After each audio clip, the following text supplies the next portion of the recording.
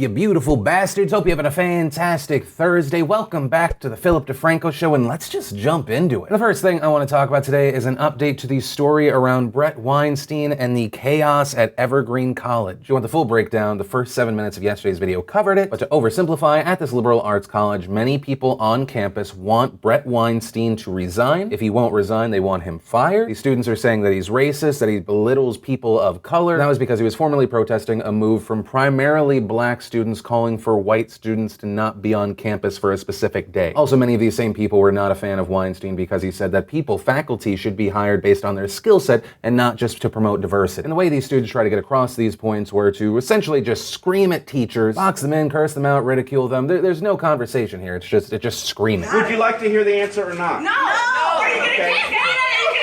Well, one of the updates to the story that I had to cover, there was a report coming from the College Fix that the students involved sent a list of demands to the president of the school, and it included the request, nay, the demand, saying, "We demand that the video created for Day of Absence and Day of Presence that was stolen by white supremacists and edited to expose and ridicule the students and staff be taken down by the administration by this Friday." It's amazing how fast anyone who thinks you're stupid and that you're doing something the wrong way, automatically a white supremacist. Anyway, back to the request. Next steps. Based on conversations with the Attorney General's office, the most likely course of action requires an investigation. We commit to launching an extensive forensic investigation of the theft of this video and to determine who stole it from the student. If that investigation yields a suspect, we will seek criminal charges against the individual in consultation with the Attorney General. So here's the thing. If this request is 100% legitimate, congratulations on making sure the most people possible watch this video. One, the request is that the administration remove the video from the internet as if there is just one version. And two, the moment the internet finds out that you do not want something out there on the internet being shared, the internet is going to do just that. If Beyonce couldn't do it, if the King of Thailand couldn't do it,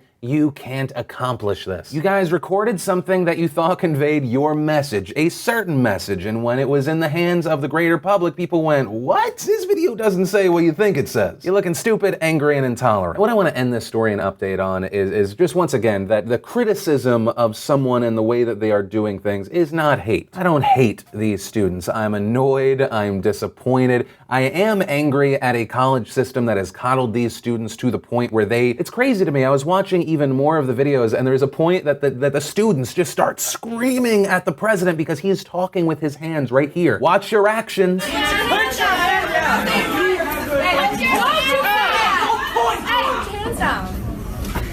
Holy shit, if talking with your hands is an aggressive action, I am public enemy number one. And ultimately, this is just really disappointing to me. I have friends all over the political spectrum, and I know a lot of classical liberals where they just, it's all about love, tolerance, conversation, but more and more these days, people look at these students as liberals. People that say they're fighting for a good cause, that they want to start a conversation, but then we see this. Fuck you and fuck the police! Whiteness is the most violent fucking system to ever breathe! I said, I'm tired of white people talking about what black and brown people need. You don't know. I'm just trying to respond. I'm letting you know. No, fuck you, George. We don't want to hear a goddamn thing you have to say. You talk so fucking much. No, you shut the fuck up. I'm telling you, you're speaking to your ancestors. All right? We've been here before you.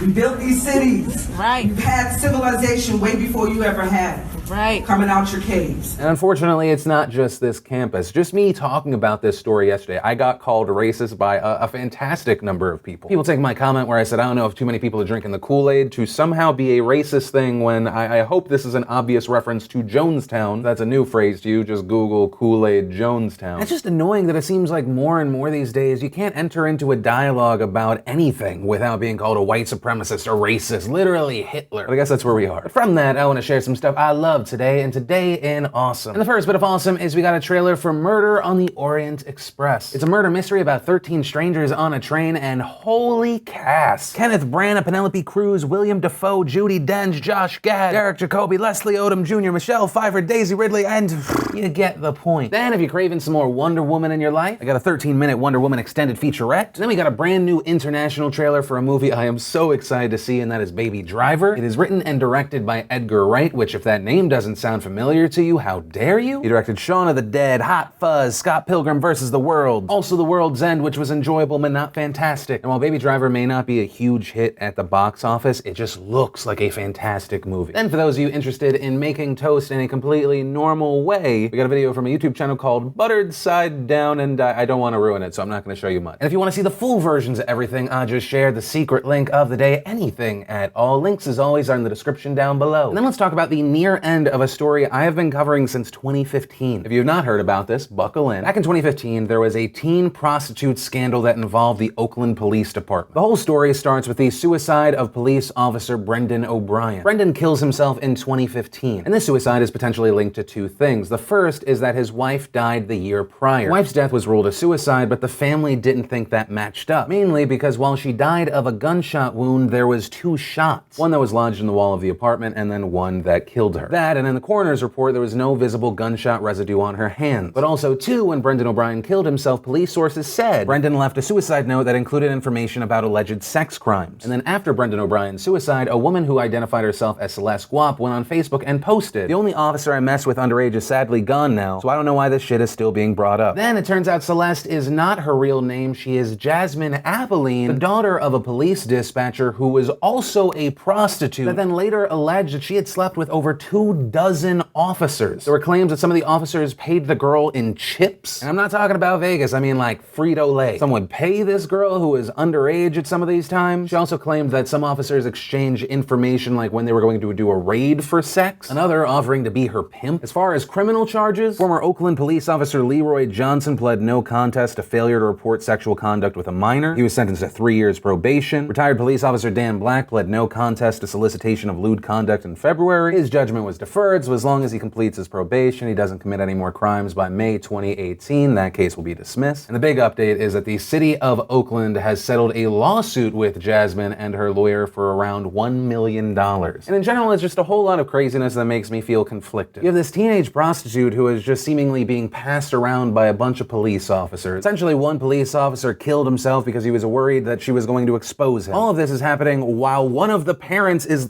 a police dispatcher, which makes people wonder, did that parent know? Also, if they didn't know, how? Your child being a child prostitute seems like one of those things that maybe you pick up on. And the whole situation seems to be ending with people not being held accountable. Taxpayer money being used to make this woman go away. And the mayor giving us the words that we are going to work to gain the trust of the public again. I don't know, it's just a story that hurts my brain, and I'm glad 2 years later we have some closure. I mean, if you can really even call it that, it's something. And then I want to talk about the horrible tragedy that happened in Portland, Oregon this last week. This is a heartbreaking story about something that happened last Friday, and I didn't cover it because there had been 3 days, but now there's more information out. So if you haven't heard, there were these 2 teenage girls on a train in Portland. One of the girls was wearing a hijab when a piece of garbage person, which by the way, whenever possible, I prefer not to show the image or name of these pieces of garbage that just try and put more hate into this world. So this garbage person goes up to these 2 girls. One of them is wearing a hijab. And according to one of the girls, Destiny Mangum, he told us to go back to Saudi Arabia, and he told us we shouldn't be here, to get out of his country. He was just telling us that we basically weren't anything and that we should just kill ourselves. The 2 girls try to get away from him, and then 3 men intervene. 53-year-old Army veteran Ricky John Best, 23-year-old Talesian Mirdan Namkai Mech, and 21-year-old Micah David Cole Fletcher. According to Destiny, one of the 3 men said, "You can't disrespect young ladies like that." And the next thing that happened was this garbage person, this monster, whipped out a knife and started stabbing people. Ricky and Talesian were killed. Micah suffered a knife wound to the neck. And while many passengers understandably ran away from this horrifying situation, several brave passengers chased after the suspect. They called 911, they directed police officers to where he was going, and he was arrested. And the Portland attacker has now been charged with murder, attempted murder, possession of a weapon, intimidation. There's been a lot of people arguing about who this guy is, who he represents. Since unfortunately we live in a world where many people view one person as the example for everyone part of that group. Initially he was called a white nationalist, a white supremacist, a Nazi. This because he was filmed at what people are calling a free speech rally where he was shouting "Die Muslims" while doing Nazi salutes. There were people shouting that he was a Trump supporter because people found on his Facebook Facebook page that he was bashing Hillary, posts where he said, "The Trump is who America needs now that Bernie got ripped off." Then a lot of people pointed out that he was actually a Bernie Sanders supporter, pointing to posts where he had written, "Bernie Sanders was the president I wanted." Then after looking further in his post in January, he wrote, "I've had it. I'm gonna kill everybody who voted for Trump or Hillary. It's all your fault. You're what's wrong with this country. Reveal yourselves immediately and face your doom." And that wasn't the first time he threatened to kill. Back in 2016, he wrote, "Just to clarify a few things, I hereby solemnly swear to die trying to kill Hillary, herself a filthy murderous Clinton, and Donald Trump should they be elected to the post of president in my fair country of Vinland. This I swear to Odin. This is my duty as a Viking and a patriot. In Jesus' name, I feel the burn." But then, back to early January 2017, he wrote, "If Donald Trump is the next Hitler, then I'm going to join his SS to put an end to the monotheist question. All Zionist Jews, all Christians who do not follow Christ's teaching of love, charity, and forgiveness, and all jihadi Muslims are going to Madagascar or the oven/FEMA camps." So he was all over the place for who he supported for everyone out there that's trying to pin it on everyone else that's a part of that group. But enough about this monster. It's hard for me not to get emotional with stories like this because it's people trying to make sure that there is good in the world